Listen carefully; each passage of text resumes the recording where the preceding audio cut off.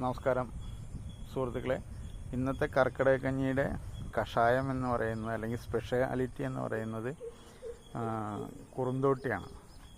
കുറുന്തോട്ടി കഷായം വെച്ച് അതിലാണ് ഇന്ന് കർക്കിടകക്കഞ്ഞി ഉണ്ടാക്കാൻ പോകുന്നത്.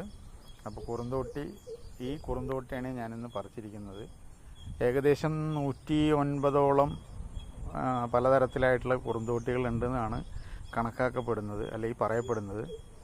അതിലെ ഈ കുറുന്തോട്ടിയുടെ പ്രത്യേകത എന്ന് പറയുന്നത് തണ്ടിന് ഏകദേശം വയലറ്റ് കളറും ഇലയ്ക്ക് ഒരു കരിമ്പച്ച കളറുമാണ് ഉള്ളത്.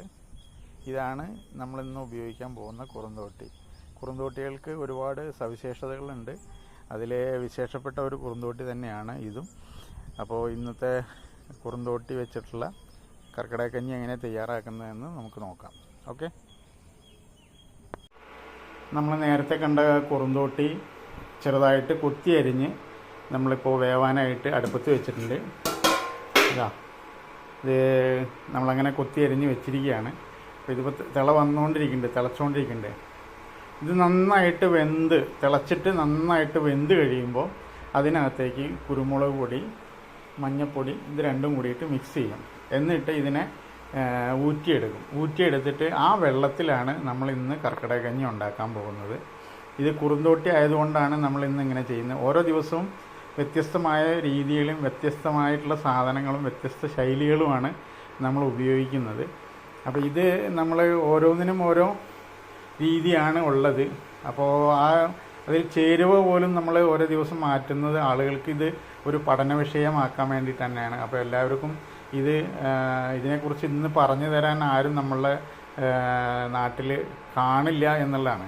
കാരണം പാരമ്പര്യ വൈദ്യന്മാർ നശിച്ചുകൊണ്ടിരിക്കുന്ന ഒരു കാലഘട്ടത്തിലാണ് നമ്മൾ ജീവിച്ചുകൊണ്ടിരിക്കുന്നത്.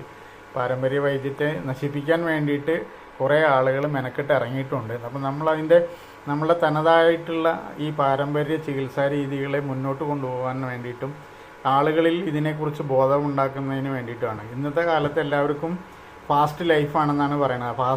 ഫാസ്റ്റ് ഡെത്തിലേക്കും കൂടിയിട്ടുള്ള ഒരു പോക്കാണ് എന്നുള്ളത് നമ്മൾ മനസ്സിലാക്കണം. അപ്പോൾ നമ്മൾ അറിയാവുന്ന കാര്യങ്ങളൊക്കെ ഞങ്ങൾക്ക് പറഞ്ഞു തരുന്നതിന് യാതൊരു വിരോധവുമില്ല. അപ്പോൾ അതുകൊണ്ടാണ് ഇങ്ങനെ ഒരു സംരംഭം നമ്മൾ തുടങ്ങിയിരിക്കുന്നത്. പ്രത്യേകിച്ച് കർക്കിടക മാസത്തിൽ എന്തുകൊണ്ട് ഔഷധക്കഞ്ഞി എന്ന് ചോദിക്കുന്നവരോട് പറയാനുള്ളത് ഒറ്റ കാര്യമാണ്.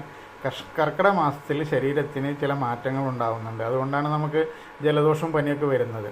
അപ്പോൾ അതേപോലെ തന്നെ ആ സമയത്ത് നമ്മൾ ചില ഔഷധങ്ങൾ നമ്മൾ സേവിച്ച് കഴിഞ്ഞിട്ടുണ്ടെങ്കിൽ അത് നമ്മുടെ പ്രതിരോധശേഷി വർദ്ധിപ്പിക്കുകയും നമുക്ക് ഒരു നല്ല ആരോഗ്യത്തോടു കൂടി ജീവിക്കാനുള്ള ഒരു സാഹചര്യവും 11 മാസം ആരോഗ്യത്തോടു കൂടി ജീവിക്കാനുള്ള ഒരു സാഹചര്യവും അത് ഉണ്ടാക്കി തരും. അപ്പോൾ അതുകൊണ്ട് ഇത്തരം കാര്യങ്ങൾ താല്പര്യമുള്ളവർ ഇത് പഠിക്കുക, അടുത്ത തലമുറയ്ക്ക് കൈമാറാൻ വേണ്ടിയിട്ടും കൂടിയാണ് ഇത് പറഞ്ഞു തരുന്നത്.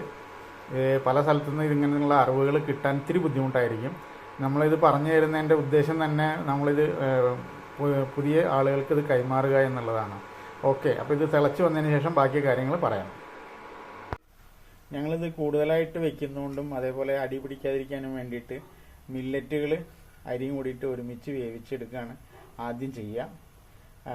പയറുവർഗ്ഗങ്ങൾ വേറെ സെപ്പറേറ്റ് നമ്മൾ വേവിച്ചെടുക്കും. അങ്ങനെ രണ്ടും വേറെ വേവിച്ചെടുത്തിട്ട് എല്ലാം കൂടിയിട്ട് ഒരുമിച്ച് മിക്സ് ചെയ്ത് ഒന്നും കൂടി ചെറുതായിട്ട് ചൂടിൽ വെക്കുകയാണ് ചെയ്യുക.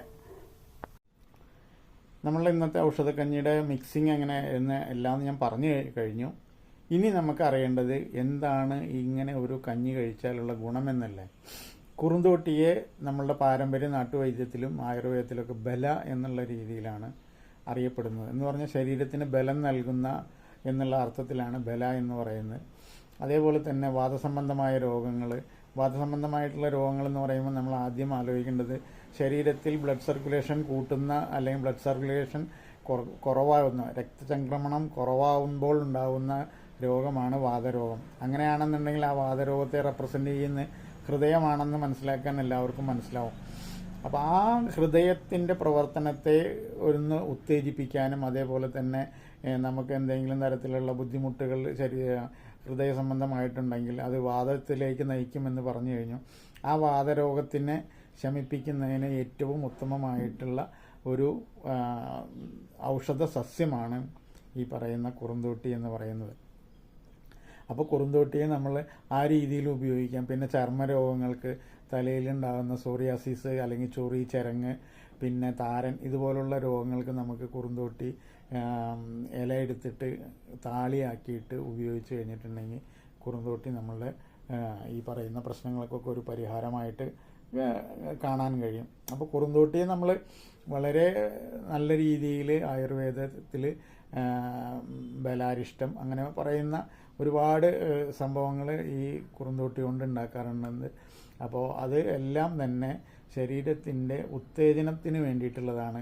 പ്രതിരോധശേഷി കൂട്ടാനും അതേപോലെ തന്നെ ഈ നമ്മളുടെ ദഹന പ്രക്രിയയെ ത്വരിതപ്പെടുത്താനും സഹായിക്കുന്ന ഒന്നാണ് കുറുന്തോട്ടി എന്ന് പറയുന്നത്. അപ്പോൾ അതുകൊണ്ട് കുറുന്തോട്ടിയെ ഔഷധ സസ്യമായിട്ട് കണ്ടുകൊണ്ട് നമ്മൾ ഈ ഔഷധ കഞ്ഞിയിൽ ഒരു പ്രധാനപ്പെട്ട ഔഷധമായിട്ട് ഇത് ഉപയോഗിക്കുന്നു.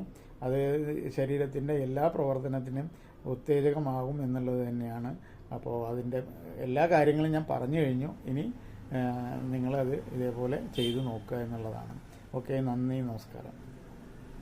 വീണ്ടും മറ്റൊരു ഔഷധ സസ്യവുമായിട്ട് വരാം. ഓക്കെ.